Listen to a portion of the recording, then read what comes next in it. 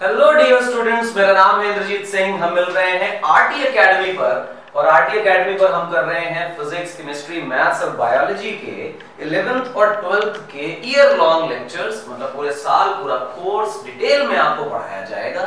बहुत सारी प्रॉब्लम्स कराई जाएंगी, डाउट्स बताए जाएंगे और प्रॉब्लम सेशंस बहुत होंगे। लेक्चर्स तो मिलते ही रहते हैं लेकिन प्रॉब्लम्स बहुत सारी बच्चों को नहीं मिल पाती हैं, तो हम लेक्चर्स के साथ बहुत सारे क्वेश्चंस लेके आपके साथ जरूर आएंगे। और हम पढ़ रहे हैं क्लास 12th का लेक्चर सीरीज हम लोग कर रहे हैं। इलेक्ट्रोस्टैटिक्स पढ़ रहे थे। इलेक्ट्रोस्टैटिक्स में हम लोगों ने पोटेंशियल एनर्जी और पोटेंशियल के कॉन्सेप्ट सीख लिए थे।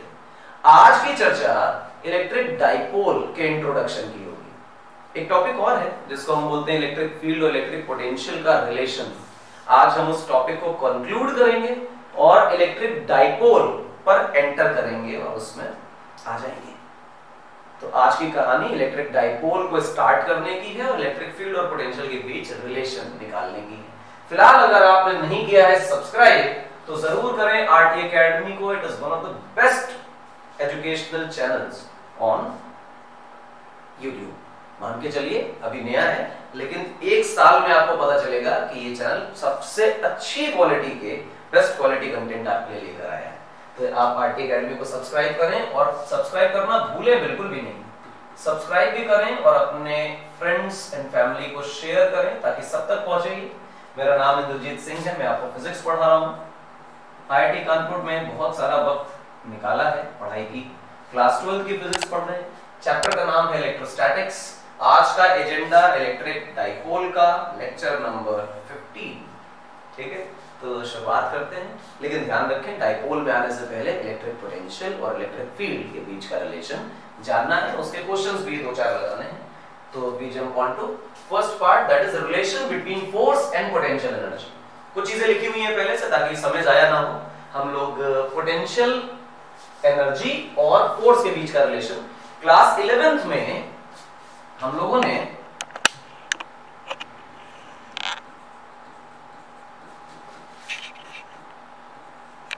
WPE work power energy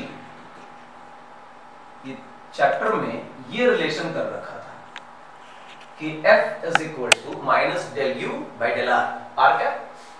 force तो आर कैप की डायरेक्शन में ही होगी। मतलब partial derivative of potential energy या derivative of potential energy is force. मतलब जो पोटेंशियल एनर्जी का फंक्शन एक्स वाई जेड में लिखा है अगर उसको डिफरेंशिएट कर दें तो हमारे पास फोर्स निकल आती है। 11th क्लास से हमने सीखा है। कहां से आता है ये जो फॉर्मूला सबसे पहले लिख दिया तो आप याद रखिए। जब आप छोटा सा वर्क डन लिखते हैं तो आप लिखते हैं F डॉट dr, ये लिखते हैं। अब आप देखें कि फोर्स के फॉर्मूला को हम लिख सकते हैं dw बाय dr।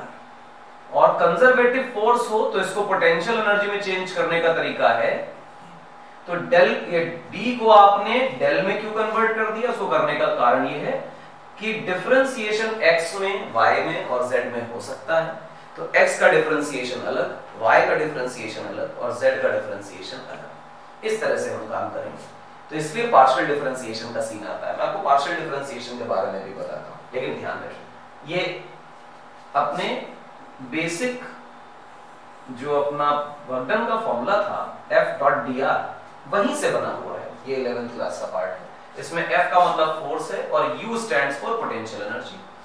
ऊपर वाले फॉर्मूला को R कैप हटाकर मतलब R डायरेक्शन में ना करके X Y Z में ऑर्थोगोनल कंपोनेंट्स में अगर लिखने की कोशिश करें तो मैंने लिख दिया है अब formula in the orthogonal form, orthogonal unit vectors I cap J cap K cap में लिखने की कोशिश करें तो this turns out to be F vector is equal to minus del U by del R की जगह डेल X I कैप और उसके बाद क्योंकि x में किया है तो y में करना बाकी है minus del u by del y j cap minus del u by del z के कैप। तो आपने x y z में यानी i cap j cap k cap में फोर्स का फॉर्मूला लिख दिया। इस del u by del x का क्या मतलब है? राइट में लिखा हुआ है। डेल बाई डेल x का मतलब है partial differentiation with respect to x। Del by del y का मतलब है कि partial differentiation with respect to y। Del by del z का मतलब है partial differentiation with respect to z। ये with respect to x y z partial differentiation का क्या मतलब है? पार्शियल का मतलब है कि जब भी कभी x की रिस्पेक्ट में डिफरेंशिएशन होगा तो y z और दूसरे वेरिएबल्स को कांस्टेंट की तरह ट्रीट किया जाएगा। जब भी कभी y के रिस्पेक्ट में डिफरेंशिएशन होगा तो x z या किसी भी दूसरे वेरिएबल को जो कि x पर डिपेंड ना करता हो उसे कांस्टेंट की तरह ट्रीट किया जाएगा। इन सेम फॉर z, अगर z के रिस्पेक्ट में डिफरेंशिएशन हो रहा है तो we will consider x, y and other variables other than z to be constants, ये मतलब होता है। तो this is the formula for force and potential energy relation, तो ये आपको याद रखना है। अब ये जो है ना, ये इंपॉर्टेंट चीज है, आगे काम आएगी, क्योंकि इलेक्ट्रिक फील्ड और पोटेंशियल का रिलेशन यहीं से आएगा। ठीक, अगले पॉइंट पे आते हैं। थोड़ा सा पार्शियल डिफरेंशिएशन मैंने बोला आपको बताऊंगा तो बता देता हूं। पहला क्वेश्चन ये है कि del by del x of x dot y क्या होगा, x और y के बीच का रिश्ता बताइए। तो हमने आपसे कहा कि डेल लगा हुआ है, d नहीं है, मतलब ये पार्शियल डिफरेंशिएशन है, pd है, ओवरऑल डिफरेंशिएशन नहीं है, और x के रिस्पेक्ट में हो रहा है, इसका मतलब y को इस डिफरेंशिएशन के ऑपरेटर के लिए कांस्टेंट की तरह ट्रीट करना है। तो अगर ये y कांस्टेंट बन गया तो y उछलकर बाहर आ जाएगा, this y comes out outside, और उसके बाद ये del x by del x की वैल्यू तो 1 होती है, तो आंसर बिकम्स y। दूसरा फॉर्मूला आप देखें, दूसरा क्वेश्चन ये लिखा हुआ है आपके सामने, del by del y of x square by, क्योंकि डिफरेंशिएशन y के रिस्पेक्ट में हो रहा है इसलिए हम इस x वाले पोर्शन को कांस्टेंट की तरह ट्रीट करेंगे। तो क्योंकि x बन गया कांस्टेंट इसलिए वो बाहर आ जाएगा, x बाहर आ गया। अब डेल बाय डेल y का y स्क्वायर ये निकालना है। तो डिफरेंशिएशन जब करेंगे तो मेथड में कोई चेंज नहीं आएगा, इट इज जेन्युइन डिफरेंशिएशन जो पहले किया था। डिफरेंस सिर्फ इतना है कि अगर y के रिस्पेक्ट में करेंगे तो x वेरिएबल की जगह कांस्टेंट हो जाएगा। ठीक, तो x को बाहर निकाल लिया, treating x to be constant, y square का differentiation is 2y, answer becomes 2xy। दूसरा देखो, डेल बाय डेल z, आगे कुछ लिखा हुआ है x y square z cube, z के रिस्पेक्ट में हो रहा है तो x और y स्क्वायर मतलब z के अलावा जो कुछ भी है वो सारा कांस्टेंट है, ट्रीट कर लिया कांस्टेंट की तरह, तो ये x और y स्क्वायर मिलाकर के बाहर आ जाएगा। देखो बाहर आ गया, z क्यूब का डिफरेंशिएशन 3 पावर बाहर और ऊपर एक कम हो जाएगी, 3z स्क्वायर बन जाएगा, answer becomes 3x square y square, 3x y square z square. तो सिंपल सा डिफरेंशिएशन है, पार्शियल डिफरेंशिएशन, जिसके रिस्पेक्ट में कर रहे हैं उसको वेरिएबल माने, बाकी सबको कांस्टेंट, और इस तरह से डिफरेंशिएशन करते जाए। इट इज वेरी इजी, बाकी डिफरेंशिएशन वही है जो आप जानते हैं।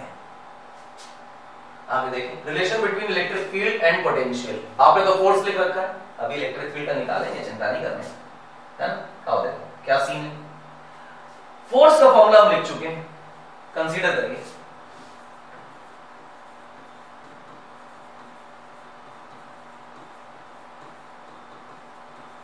Consider there is only electrostatic force. Consider करिए कि वहां पर सिर्फ और सिर्फ इलेक्ट्रोस्टैटिक फोर्स है, दूसरी किसी फोर्स का इन्वॉल्वमेंट नहीं है, यानी पोटेंशियल एनर्जी में सिर्फ इलेक्ट्रोस्टैटिक फोर्स आ रही है, there are no other forces. अगर ऐसा है तो क्या करें, तो कुछ खास नहीं, जो फोर्स है उस फोर्स की जगह लिख सकते हैं चार्ज इनटू इलेक्ट्रिक फील्ड, और जो पोटेंशियल एनर्जी है उसकी जगह लिख सकते हैं चार्ज इनटू पोटेंशियल। हाँ यार, ये फॉर्मूला तो पहले ही पढ़ चुके हैं, तो बस सब्स्टिट्यूट करो ऊपर के इक्वेशन में। You will write it as q dot e vector is equal to minus del by del x of q times v i cap minus del by del y q v j cap minus del by del z q v k cap. Sir q सबसे common आ रहा है, q को common ले लीजिए। Now write it as minus del by del x v i cap minus del by del y v j cap. Sir v भी तो common आ रहा था, चलो अभी नहीं लेना। Del by del z v k cap. अब यहां पे है q टाइम्स e वेक्टर, तुम q से q कैंसिल कर दो। जैसे ही q से q कैंसिल करोगे तो तुम्हारे पास जो रिलेशन आएगा that would be e vector is equal to minus del by del x v i cap minus del by del y of v j cap minus del by del z of v k cap. और ये बन गया आपका relation electric field और potential का।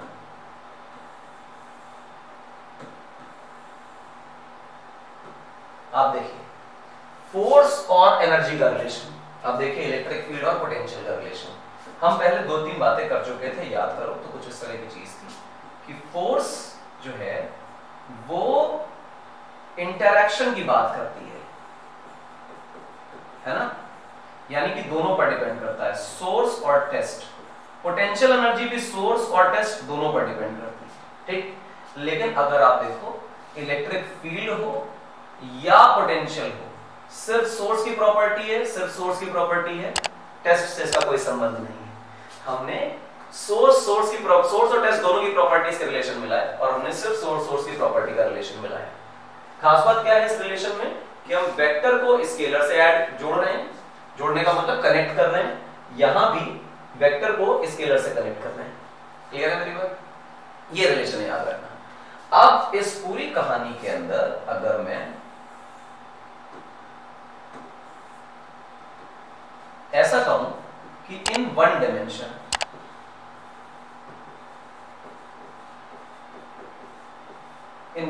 मतलब जो electric field है वो किसी एक ही दिशा में है, तीनों दिशाओं में नहीं फैल रही है, तो इलेक्ट्रिक फील्ड का फॉर्मूला बन जाएगा minus del p by del x i cap, सिर्फ ये बन जाएगा।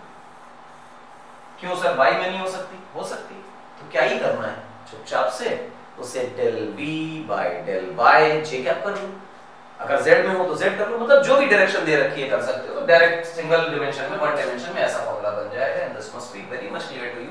ये फॉर्मूला बड़े काम का है। अच्छा, अगर सिर्फ एक ही डायमेंशन में है तो सर हमें इसमें पार्शियल डिफरेंशिएशन लगाने की क्या जरूरत है? हम तो इसमें dv बाई dx भी कर सकते हैं। तो हम कहेंगे हाँ बिल्कुल कर सकते हैं, कोई फर्क नहीं पड़ता है। जब सिंगल डायमेंशन में आ जाए तब अन्यथा पड़ता है। एक खास बात और देखने को मिलेगी इसमें बेटा, क्या देखो, जब आप dv बाई dx लिखते हो तो इसको बोलते हो rate of change of potential with x। x के बदलने के साथ पोटेंशियल कैसे बदलता है, ये dv बाई dx है। और इस फॉर्मूले में देखो तो ये जो rate of change of v है, क्या लिख दिया, rate of change of v है, वो नेगेटिव का मतलब पोटेंशियल घट रहा है। कहां घट रहा है? तो कॉमन सेंस है कि इलेक्ट्रिक फील्ड उस दिशा में आएगी जिस दिशा में पोटेंशियल का चेंज नेगेटिव होगा, यानी पोटेंशियल घट रहा होगा। इसी तरह ऊपर जहां पोटेंशियल एनर्जी कम हो रही होगी फोर्स वहां आएगी। इसी तरह यहां पर जहां पर पोटेंशियल घट रहा होगा वहां इलेक्ट्रिक फील्ड आएगी। तो हम यहां पर लिख लेते हैं E field points in the direction of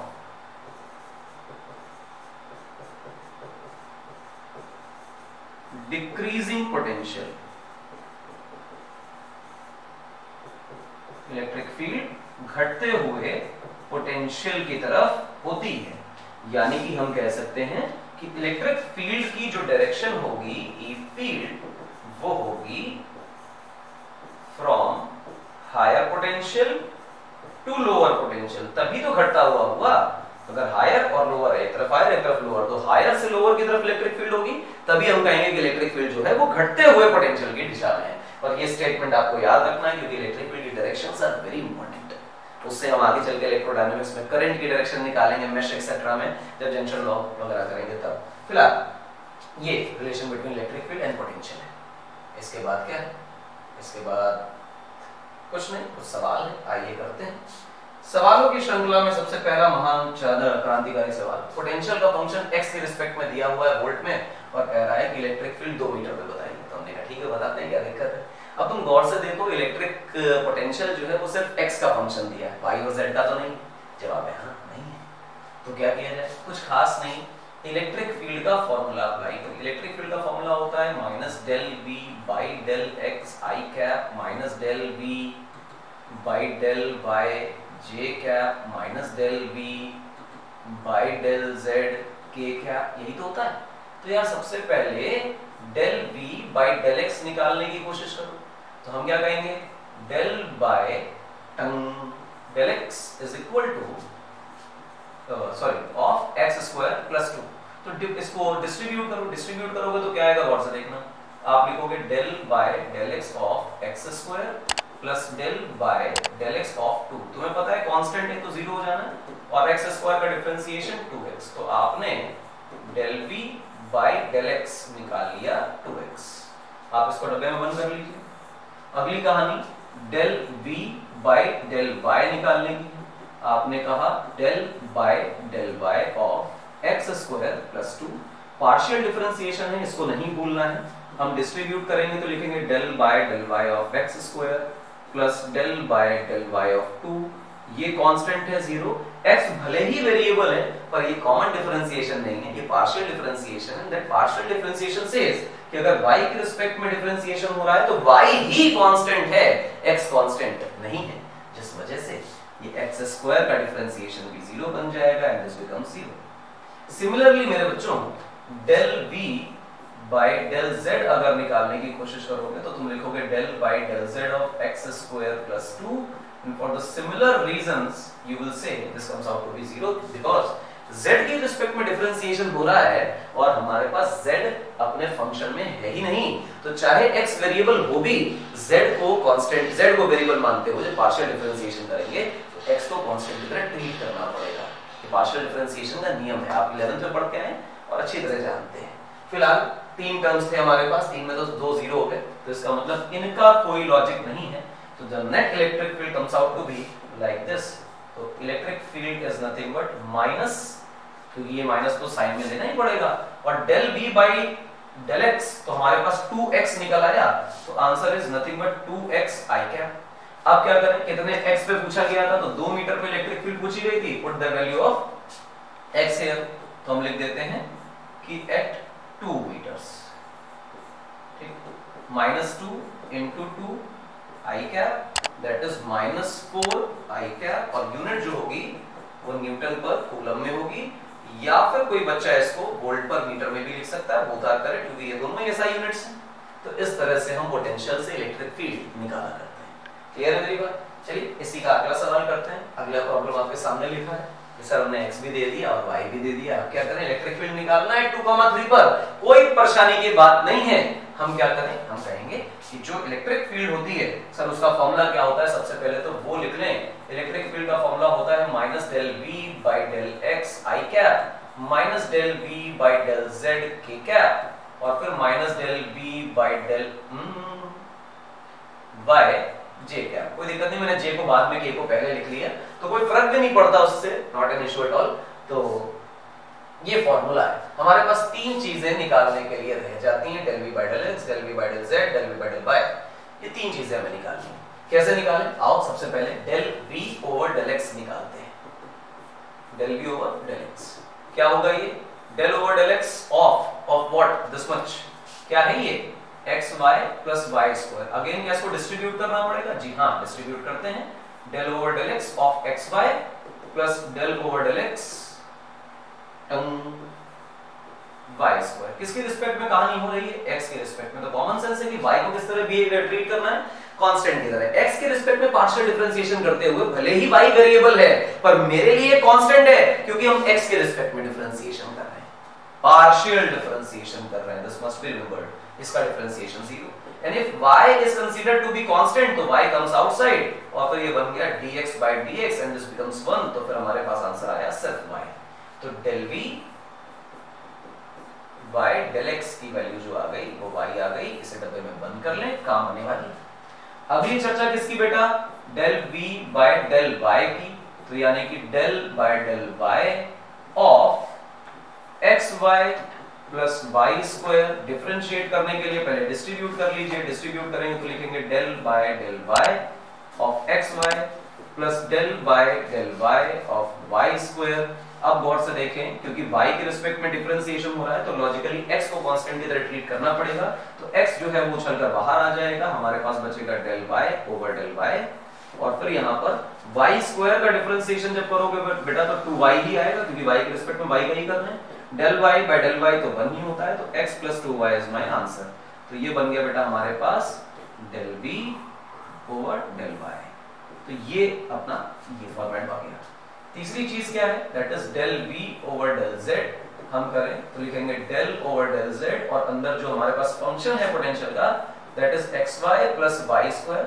और मेरी समझ में अगर आप देखें तो मेरे पास जब मैं z की रिस्पेक्ट में डिफरेंशिएशन करता हूं तो z को छोड़कर बाकी सारे वेरिएबल्स कांस्टेंट हो जाते हैं, क्योंकि मेरे पास फंक्शन में कहीं भी z है ही नहीं, और x और y ही है, और z की रिस्पेक्ट में डिफरेंशिएशन करना है, बाकी सबको कांस्टेंट मानना है, तो x भी कांस्टेंट और y भी constant. This whole terms becomes constant for z partial differentiation के लिए, तो कांस्टेंट का डिफरेंशिएशन 0, तो del v by del s del z constant आ जाएगा। ध्यान रखना कि x y अपने आप में वेरिएबल है नो डाउट, लेकिन हम क्योंकि पार्शियल डिफरेंशिएशन कर रहे हैं z की रिस्पेक्ट में, रिस्पेक्ट z की है और काम हो रहा है पार्शियल डिफरेंशिएशन, तो z को छोड़कर सब कांस्टेंट, तो क्या x y कांस्टेंट? जी हां कांस्टेंट। y square constant? जी हां सब कांस्टेंट। जहां z नहीं है उससे हमें कोई लेन देन भी नहीं है, ये हो गया।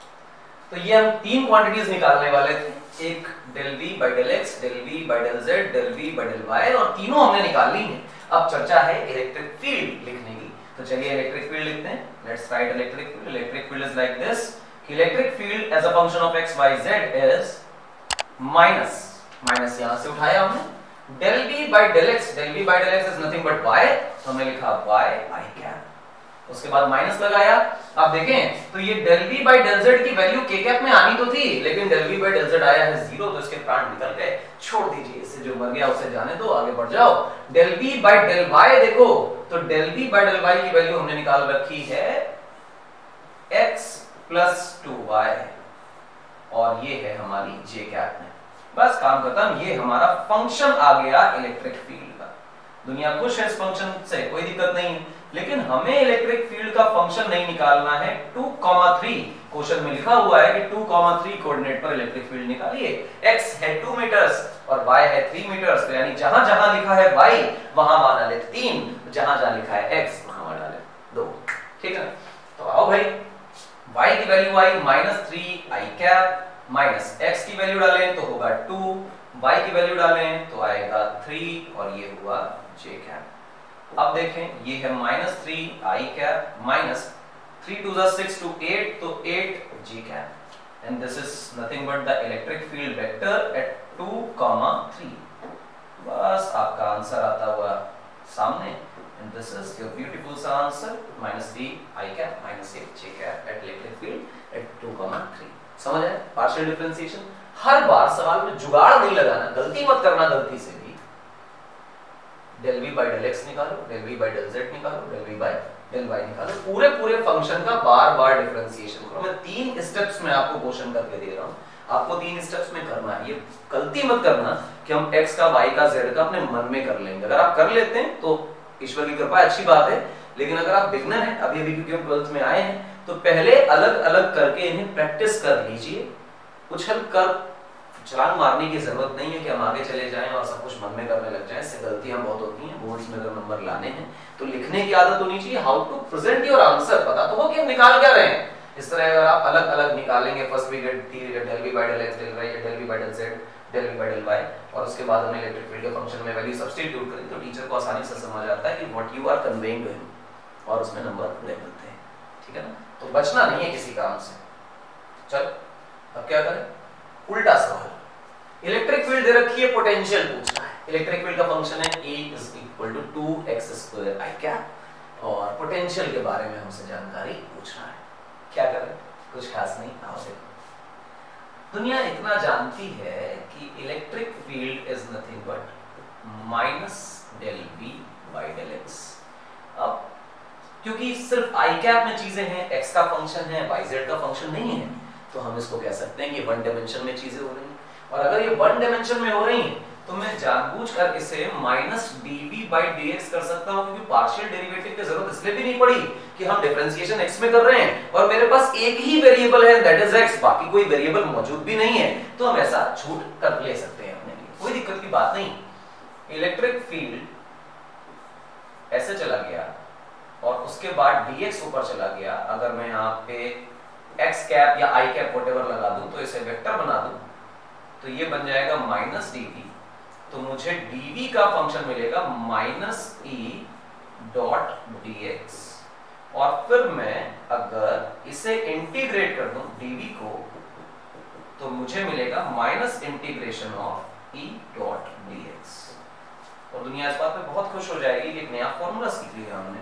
हम कहेंगे हाँ सीख तो लिया, पर आप देखिए पोटेंशियल के फंक्शन से electric field at a particular point पता चल जाती थी, लेकिन इलेक्ट्रिक फील्ड के फंक्शन से पोटेंशियल पता नहीं चलता, पोटेंशियल डिफरेंस पता चलता है जब आप डीवी का इंटीग्रेशन करेंगे तो v बनेगा, उसमें अपर लिमिट डालेंगे, उसमें लोअर लिमिट डालेंगे, तो बेसिकली दो जगहों का पोटेंशियल डिफरेंस आने वाला है। तो इलेक्ट्रिक फील्ड से पोटेंशियल नहीं, पोटेंशियल डिफरेंस पता चलता है। इसी वजह से अगर आप क्वेश्चन में देखें तो मैंने x इज इक्वल टू 0 पर पोटेंशियल 0 दे दिया है कि एट अ पर्टिकुलर पॉइंट अगर आपको पोटेंशियल मालूम है तब तो आप आंसर निकाल पाएंगे, नहीं निकाल पाएंगे, वरना पोटेंशियल डिफरेंस पे खेल रहे होंगे। अच्छी बात है, बहुत बढ़िया, सुंदर, समझ आई बात। क्या करना है, इलेक्ट्रिक फील्ड को इंटीग्रेट करना है, तो हम कहेंगे integration of dv is nothing but minus times integration of a dot dx। अब dx क्योंकि i कैप में ही है और इलेक्ट्रिक फील्ड जानबूझकर i कैप में दे रखी हुई है, तो कोई फर्क नहीं पड़ता, मार दीजिए, ठीक है, डॉट तो खत्म हो जाएगा। इलेक्ट्रिक फील्ड का फंक्शन आएगा मेरे पास 2x² और फिर मैंने यहां पे dx लिख दिया, this is nothing but your dv। Now integrate dv, तो कॉमन सेंस से बनेगा v, 2 बाहर आ जाएगा और x का स्क्वायर का इंटीग्रेशन करोगे तो बेटा ये मेरे हिसाब से -2 बाहर है and it will be x की पावर 3 डिवाइडेड बाय 3, क्योंकि x की power n+1 divided by n+1 होता है ना। अगर तुम लोगों को नहीं याद है मैं साइड में लिख देता हूं आपके लिए, x की पावर n dx का जो इंटीग्रेशन है that is x raise to n+1 divided by n+1, ये होता है। तो x की पावर 2 का इंटीग्रेशन 2 + 1 3, 2 + 1 3, तो x की पावर 3/3, ये पोटेंशियल बन गया। लेकिन अब लिमिट्स लगानी बाकी, हमने लिमिट्स कहां लगाई, तो हम कह देते हैं x बराबर 0, वहां पर पोटेंशियल प्रोवाइडेड है कि 0 है, तो हमने x की वैल्यू जहां 0 रखी उसके करस्पॉन्डिंग v की वैल्यू 0 रखी। x की वैल्यू कितनी पूछी जा रही है, 4 मीटर्स, तो हमने x की अपर लिमिट रखी 4 और वहां पर कितना पोटेंशियल है उसकी जानकारी नहीं, तो वहां का पोटेंशियल बोल दिया v। अपर लिमिट डालेंगे बेटे आएगा v, लोअर लिमिट डालेंगे आएगा 0, अपर माइनस लोअर तो हम करना जानते ही। 3 को बेटे आप बाहर ले लीजिए, 4 का क्यूब करेंगे तो बेटे आएगा 64 और उसके बाद 0 करेंगे तो आएगा 0 का क्यूब, दैट इज अगेन 0, कोई फर्क नहीं पड़ता है, 4 4 * 16, 4 * 64, तो ये बन गया हमारे पास v और ये आया -2/3 और अंदर बचा हुआ है बेटा 64, तो शायद पोटेंशियल का फॉर्मूला बनता है -128/3 वोल्ट्स।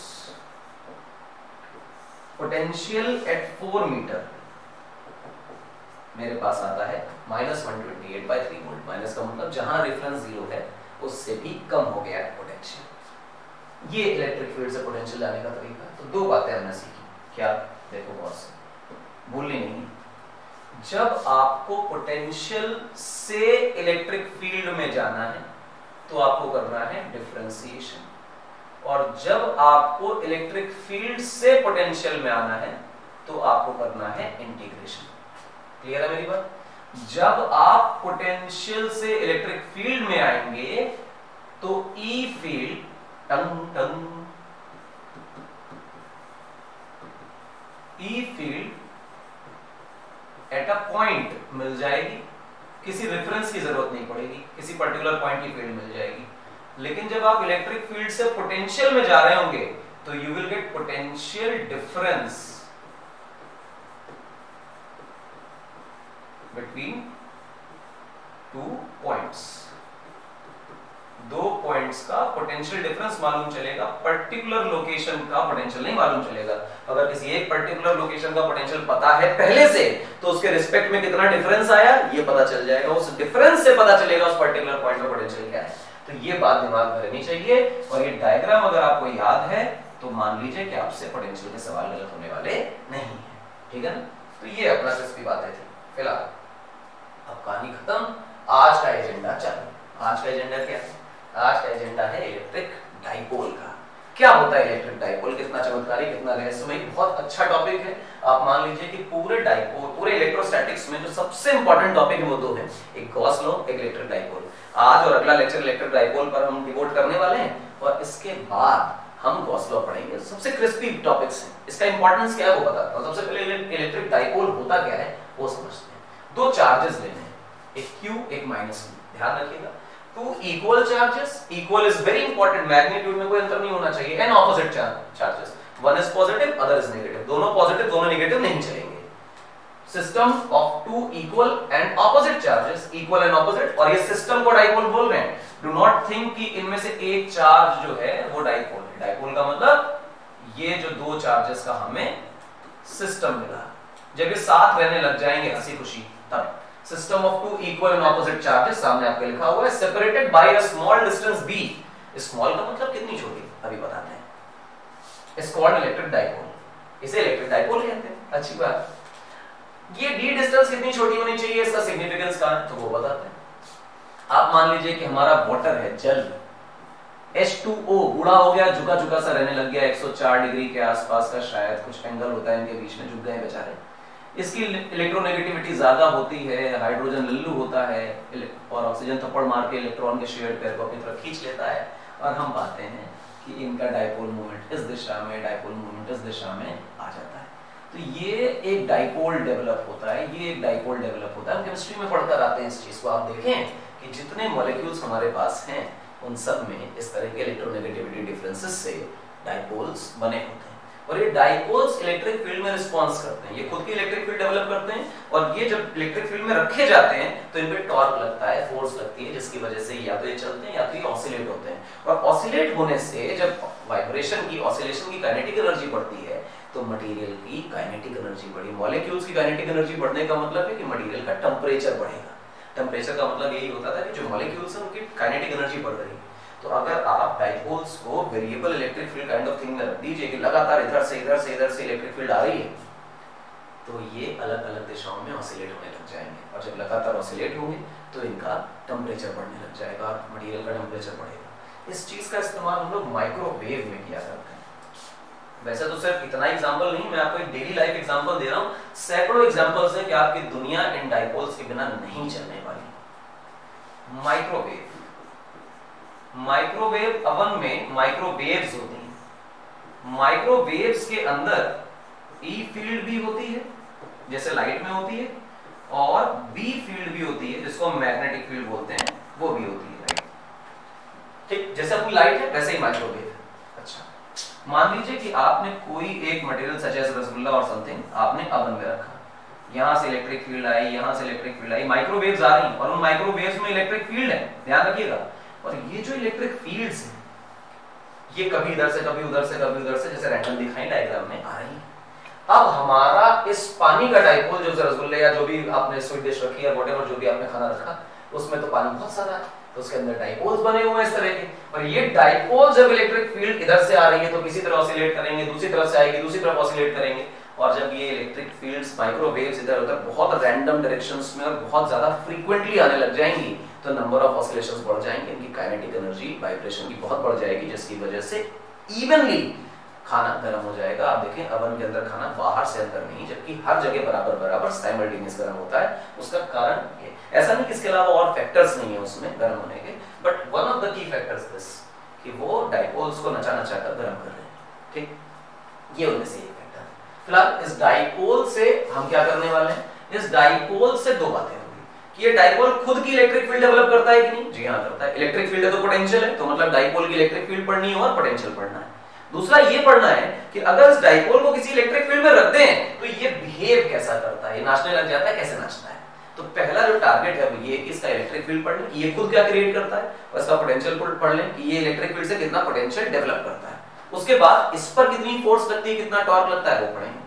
फिलहाल की कहानी ये है कि जब डाइपोल की फील्ड पढ़ने जाएंगे तो डाइपोल की फील्ड किन फैक्टर्स पे डिपेंड करती होगी। तो ध्यान रखें, डाइपोल की फील्ड डिपेंड करती है डाइपोल के चार्ज पर, और इस बात पे भी डिपेंड करती है कि डाइपोल के चार्जेस के बीच का सेपरेशन कितना है। इन दो फैक्टर्स पे डाइपोल की फील्ड हमेशा आएगी। इससे बचने के लिए हमने क्या किया कि एक टर्म डिफाइन किया, that is called as electric dipole moment. ये डिफाइन किया इलेक्ट्रिक डाइपोल मोमेंट। हम बार-बार इलेक्ट्रिक डाइपोल मोमेंट नहीं बोलेंगे, कारण ये है कि हम इलेक्ट्रिक ही पढ़ रहे हैं, तो we will call it dipole moment. ये डाइपोल मोमेंट एक वेक्टर क्वांटिटी है, ये बताने वाली है कि electric field due to dipole कितनी स्ट्रांग हो सकती है। ठीक, इसके टर्म्स में हम इलेक्ट्रिक फील्ड और इलेक्ट्रिक पोटेंशियल मेजर करेंगे। क्या होता है ये? It is a product of charge and separation between the charges, यानी कि P is nothing but Q, कोई भी एक चार्ज ले लीजिए, साइन की जरूरत नहीं है, और दोनों के बीच की दूरी that is given as D। ये दोनों के बीच की दूरी, इन दोनों के प्रोडक्ट को हम लोग बोल देते हैं dipole moment. Is it is a vector quantity, तो जी हाँ वेक्टर क्वांटिटी। कोई डायरेक्शन चाहिए, जी हाँ डायरेक्शन चाहिए, हमने क्या लगा दिया, एन कैप लगा दिया। एन कैप मतलब यूनिट वेक्टर, कोई डायरेक्शन असाइन कर दी। क्या होगी डायरेक्शन, तो डायरेक्शन याद रखें केमिस्ट्री में हम पढ़ते हैं प्लस से माइनस, जब 11th में केमिकल बॉन्ड पढ़ के आते हैं, लेकिन फिजिक्स में हम इसको पढ़ेंगे माइनस चार्ज से प्लस चार्ज की तरफ। यानी इस डाइपोल मोमेंट को अगर हम देखने की कोशिश करें तो वी विल से कि डाइपोल मोमेंट इस दिशा में, प्लस से सॉरी माइनस से प्लस, माइनस इधर बना हुआ, माइनस इधर बना है तो इधर कर लो, क्या दिक्कत है। This will be the direction of dipole moment, तो आपके सामने में लिख दूं this is nothing but our dipole moment. Clear है, माइनस से प्लस की तरफ। तो Q इंटू डी होगा, बीच की दूरी जो भी हो वो लेनी है, एक चार्ज लेना है और माइनस से प्लस की तरफ इसकी डायरेक्शन होगी। और इस इलेक्ट्रिक डाइपोल मोमेंट के टर्म्स में हम जितनी भी इलेक्ट्रिक फील्ड या potential whatever the electric dipole is creating वो पढ़ने वाले हैं। चलिए आइए अगली कहानी क्या है। E field and potential due to electric dipole is measured in terms of electric dipole moment। तो चर्चा इलेक्ट्रिक डाइपोल मोमेंट की होनी चाहिए, फील्ड और पोटेंशियल के लिए रिस्पांसिबल कौन है, यही बच्चा। तो आओ खेलें problems based on dipole moment. How by dipole moment की प्रॉब्लम्स कर लेते हैं। तो सबसे पहले तो लल्लू प्रॉब्लम करनी पड़ेगी ताकि आप लोगों को कॉन्फिडेंस आ जाए। We have a charge like this plus 2 microcoulombs. दूसरा अपने आप -2 माइक्रोकूलम्स हो जाएगा। उसका लॉजिक बहुत सिंपल है कि अगर ऐसा नहीं हुआ तो कॉमन सेंस से गड़बड़ हो जाएगी यार, है ना। तो डाइपोल ही नहीं रहेगा। और जो बीच का सेपरेशन है बेटा वो आप मान लीजिए कि 2 सेंटीमीटर है। अच्छा, तो what is your dipole moment, तो हम कहेंगे dipole moment is nothing but Q into D। Charge को देखें तो 2 into 10⁻⁻⁶ कूलम्स है। अच्छा ठीक, और अगर इनके बीच का सेपरेशन देखें दैट इज 2 सेंटीमीटर तो 2 into 10⁻² मीटर्स। तो 2 हो गया हमारे पास 4 into 10⁻⁸ coulomb into metre, and this is the SI unit of dipole moment. इसे भूलना नहीं है, ये डाइपोल मोमेंट है। क्या है, बहुत दो कौड़ी का सवाल था। जवाब है हाँ, दो कौड़ी का सवाल था। उसका कारण ये कि फॉर्मूले में वैल्यू प्लेस करने की बात थी। इस सवाल ने आपको बस इतना सिखाया कि अगर आपको माइक्रोकूलम्स में, नैनोकूलम्स में चार्ज दिया हो, सेंटीमीटर्स में, मिलीमीटर्स में सेपरेशन दिया हो, घबराना नहीं है और इनको SI में कन्वर्ट करना है। CGS में कोई आंसर नहीं करना, सब कुछ SI में करना, ध्यान रखिएगा। ठीक है, अगला सवाल कर लेते हैं इसी पेज पे क्योंकि जगह तो बहुत सारी बाकी है। तो एक लल्लू प्रॉब्लम करते हैं 2। वेक्टर क्वांटिटी है तो जुड़ेंगे और घटेंगे वेक्टर के हिसाब से, ध्यान रखना। तो we have a charge like 2 और यहां से किसी B सेपरेशन पे we have charge -Q and we have another charge at B separation that is -Q। और पूछा जा रहा है P net of the system क्या होगा, क्या किया जाए। तो करने का एकदम सिंपल तरीका है, देखो वो बताता हूं। आप इसमें क्या करो, -Q यहां रहने दो, इससे D डिस्टेंस पे एक +Q सोचो और इससे D डिस्टेंस पे एक -Q सोचो और इससे यहां पर क्योंकि 2Q था तो इससे दोबारा से एक Q बना लो। मतलब दो अलग अलग चार्जेस कंसीडर करो। हमने एक ही चार्ज को 2Q बोला, हम जानबूझ के इसे Q और Q एक ही जगह पर रख दिए गए तो 2Q बन गए, ऐसा सोच सकते हैं। तो जब आप ऐसा सोचेंगे तो आप पाएंगे कि ये वाला Q and Q एक डाइपोल बना रहे हैं और ये वाला Q and Q एक डाइपोल बना रहे हैं। क्लियर है मेरी बात।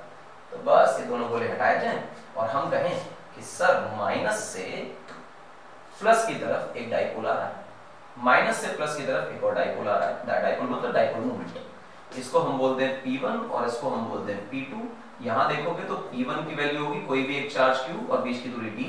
P2 को देखोगे तो लिखोगे Q into D। थोड़ा गंदा हो गया, साफ कर लें, Q into D। तो आपके पास ये दो वेक्टर्स हैं, दो वेक्टर्स एक ऐसे और एक ऐसे, इसका भी मैग्नीट्यूड Q into D, इसका भी मैग्नीट्यूड Q into D। तो दोनों 180 डिग्रीज पर ऐड हो रहे हैं और इक्वल मैग्नीट्यूड के हैं। तो जब तुम P नेट को देखने वाले हो तो वो 0 आएगा क्योंकि दोनों डाइपोल मोमेंट्स एक दूसरे को कैंसिल कर रहे हैं। अगला सवाल देखिए। अगले क्वेश्चन पे आने के लिए आपको थोड़ा बहुत दिमाग लगाना पड़ेगा। दिमाग इन द सेंस बताता हूं, देखो ये एक x एक्सिस टाइप मान लीजिए, इससे आप एक y एक्सिस टाइप मान लीजिए। थोड़ी बहुत टेढ़ी लाइन हो सकती है, मैं देखूं, हाँ थोड़ी तो टेढ़ी है यार।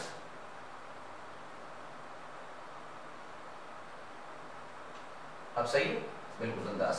आओ देखो, इसको ओरिजिन बोल दो 0,0, कोई फर्क भी नहीं पड़ता। 0,0 भाई ये दूरी a है और यहाँ पे हमने प्लस चार्ज रखा हुआ है, ये भी दूरी a ही है और यहाँ पर भी हमने प्लस चार्ज रखा हुआ है इस जगह पर, और ऐसे बैठा रखा है। ये जो ओरिजिन है यहाँ हमने -2q चार्ज बैठा रखा है। निकालिए भाई कि नेट डाइपोल मोमेंट क्या होगा। तो आओ, ये इंपॉर्टेंट क्वेश्चन है, ध्यान रखिएगा। ये बोर्ड के लिए भी इंपॉर्टेंट है और नीट के लिए भी बहुत इंपॉर्टेंट है। इस तरह के सवाल पूछे जाते हैं डायरेक्ट फॉर्मूला बेस्ड, इवन पढ़े पढ़ाए सवाल भी फंस जाते हैं नीट में, तो यार क्या ही है उसमें। तो सबसे पहले क्या करें, सुपरपोजिशन के बारे में सोचें। सुपरपोजिशन से कि इसको 2q ना करें, यहाँ पर -q अलग कंसीडर करें और यहीं पर दूसरा -q कंसीडर करें। तो एक -q प्लस q डाइपोल बनाएंगे, एक -q प्लस q एक और डाइपोल बनाएंगे। तो we will see a dipole like this. मैं इसका कलर चेंज कर लेता हूं तो आप लोगों को दिखाई देगा इस तरह से।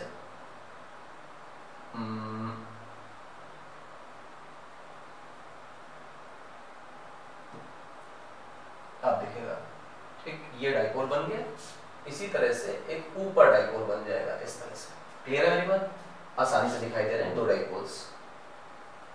अब ये दो डाइपोल जो है, इसको आप बोल दीजिए P1, इसको आप बोल दीजिए P2। अगर आप P1 देखें तो वो लिखा जाएगा Q × D। चार्ज तो Q ही है और दूरी तो D की जगह हमें लिखना चाहिए A, क्योंकि इनके बीच का जो सेपरेशन है चार्जेस के बीच का वो A है और यहाँ पर भी जो सेपरेशन है वो A ही है। तो P2 की वैल्यू भी हमारे लिए Q × A ही आ रही है। अगर आप देखें तो कोई बड़ी बात नहीं, P1 और P2 की बात है। तो P1 और P2 आपस में बराबर भी हो गए, कोई फर्क भी नहीं पड़ता। अच्छा लगा देख के। अब देखें गौर से, यदि यहाँ से ऐसे एक लाइन ड्रॉ करी जाए और यहाँ से एक लाइन ऐसे ड्रॉ करी जाए, तो मुझे लगता है कि एक तरह से हम लोगों ने पैरेललोग्राम बना लिया। Once we have done the parallelogram out of it, तो फिर इन दोनों वेक्टर्स टेल टू टेल मिले रखे हैं, तो इनके कॉमन टेल से निकलने वाला जो डायगोनल होगा वो हमें बता रहा होगा कि कितना पी नेट आने वाला है। क्लियर है मेरी बात? हाँ, ध्यान रखिएगा इस बात का। उसका कारण ये है कि दो वेक्टर्स टेल टू टेल रखे हो तो उसका पैरेललोग्राम बना के जो कॉमन टेल से निकलता है डायगोनल, उसको हम लोग बोलते हैं पी नेट। और पी नेट को अगर देखेंगे तो हम लिख देंगे √p × 2। अगर नहीं समझ आता तो मैं पूरा कर देता हूं। देखो 90 डिग्रीज पर हमारे दो वेक्टर्स हैं। 90 डिग्रीज पर दो वेक्टर होने का मतलब क्या हुआ कि हम लिखेंगे p1² + p2²। 90 डिग्री पे होते हैं तो फॉर्मूला बनता है p1 का फॉर्मूला होगा q × a² और q × a और स्क्वायर। उसके बाद क्या होगा, आप देखें तो लिखेंगे 2 × q² a²। q² a² बाहर आ जाएगा तो 2 रूट का q × a, ये हो गया हमारा P net. This is our answer. कोई बड़ी बात नहीं, बस पहले ही लिख रहे थे √2qa, लेकिन इसलिए नहीं लिखा कि कई बच्चे शायद इस प्रोसेस को नहीं जानते। तो ये याद कर लीजिए कि इस तरह वेक्टर एडिशन से निकाला गया है। तो इस तरह के 2-4 सवाल बन सकते हैं, कोई बड़ी बात नहीं। हम चाहें तो इसमें और सवाल बना सकते हैं। ये एक लाइन है, ये एक लाइन है, यहाँ पर एक प्लस चार्ज रखा है, यहाँ पर एक माइनस चार्ज रखा है, ठीक। यहाँ पर इसको भी प्लस कर लो, -4q चार्ज कर दो, यहाँ पर रखा है। यहाँ पर एक चार्ज रखा है प्लस का q, यहाँ पर एक चार्ज रखा है प्लस का q, और ये सारी दूरियां a हैं। तो लॉजिकली इस 4q को 4q में तोड़ा जा सकता है। तो मैं इस 4q को -q, -q और -q में तोड़ लेता हूँ। तो आपको दिखाई देगा कि we have a dipole like this, we have a dipole like this. बेटा यहीं आ जाओ। We have a dipole like this, we have a dipole like this, we have a dipole like this. 4 dipoles आपको दिखाई देते हैं, कोई बड़ी बात तो नहीं है। 4 डाइपोल दिखते ही आपको दिखा कि एक ऊपर, एक इधर, एक इधर, एक इधर, ऊपर से नीचे, साइड से साइड, सब कैंसिल हो गए। और कैंसिल होते ही आपके पास जो नेट डाइपोल मोमेंट बेटा आया वो क्या आया? 0। And we have got net dipole moment to be 0। Dipole moment के और भी सवाल हो सकते हैं, लेकिन अभी हम उस पर बहुत ज्यादा डिस्कस नहीं करने वाले हैं, क्योंकि इक्विपोटेंशियल सरफेस आपको बतानी है और इलेक्ट्रिक डाइपोल के एक्सिस और इक्वेटोरियल पॉइंट पर फील्ड और पोटेंशियल बताने हैं। इसलिए आज के लेक्चर को यहाँ पर कंक्लूड करते हैं। इसको कंसोलिडेट करिए। 2 बातें सीखनी है, what is equipotential surface and what is electric field and potential at the axis point and equatorial point of electric dipole.